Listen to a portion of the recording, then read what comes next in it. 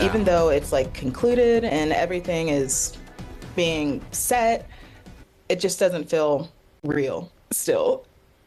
A survivor of the deadly 2017 Fireball ride crash at the Ohio State Fair says 7 years of emotions are at the forefront. Keziah Lewis's boyfriend, 18-year-old Tyler Jarrell, was killed in the accident, and now she's speaking out after a court awarded her a multi-million-dollar judgment. The judge ruled the ride's maker, KMG, was negligent.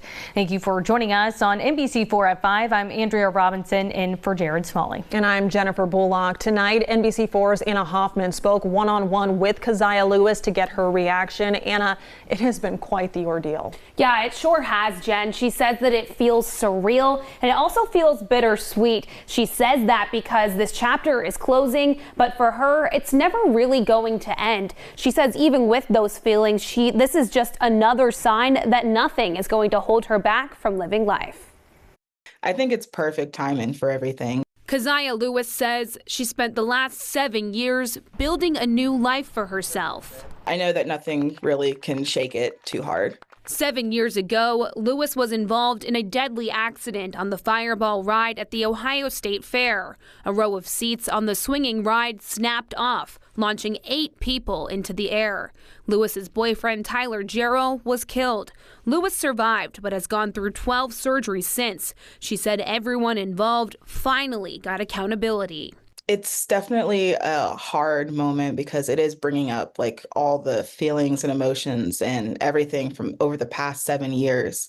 A New Jersey court ruled in favor of Lewis against the ride's manufacturer, KMG, finding the company guilty of negligence. A large part of the ride's metal arm was corroded. The judge awarded a total of $78 million to the victims of this crash. $20 million will go to Lewis. No amount of money I feel like will ever change what happened, right? Yeah, no, because regardless, money is fleeting, it's temporary, but the things that I have to deal with every single day, they constantly keep getting worse and worse, and it's something I have to deal with my entire life. She says she's watched good come from this tragedy, like Tyler's Law. Lewis says this decision comes at a perfect time, just weeks before the fair's opening day.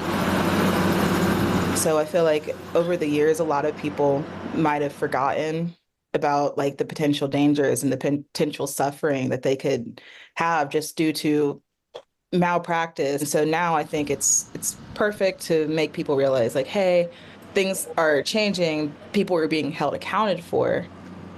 Lewis's lawyers say KMG is an international company. He expects a legal fight, but says that they won't give up. And Jen and Andrea, I asked Lewis if she has an idea of what she will do with that money when she receives it. She says she wants to put part of it toward a surgery that she's been putting off for a while. She finally feels secure to take the time off of work. And then also she says she's in the midst of writing a book. Wow. Yeah. Well, you'd think about it's been 7 years. Yeah. We were talking yesterday about how we remember when all of this happened and the trials that she's had to go through, the recovery, and then of course the emotional toll that so many people have had to deal with since then. Right. Everyone remembers this. Yeah. And I mean, I was just saying to you, she's been so nice and strong. Yeah. And I told her I'd love to read her book when she gets it out. Absolutely. Yeah, definitely. good for her. All right, Anna, thank you so much. Tyler Jarrell's legacy lives on in Tyler's Law, which went into effect in Ohio in 2020. The law toughens ride safety inspection standards and requires a certain number of inspections based on a ride's complexity. It also calls for better record keeping when it comes to ride repairs. Tyler's Law also placed a professional engineer on the state panel that makes ride safety recommendations. This year's Ohio State Fair, which kicks off in 15 days, will be under Tyler's Law guidelines.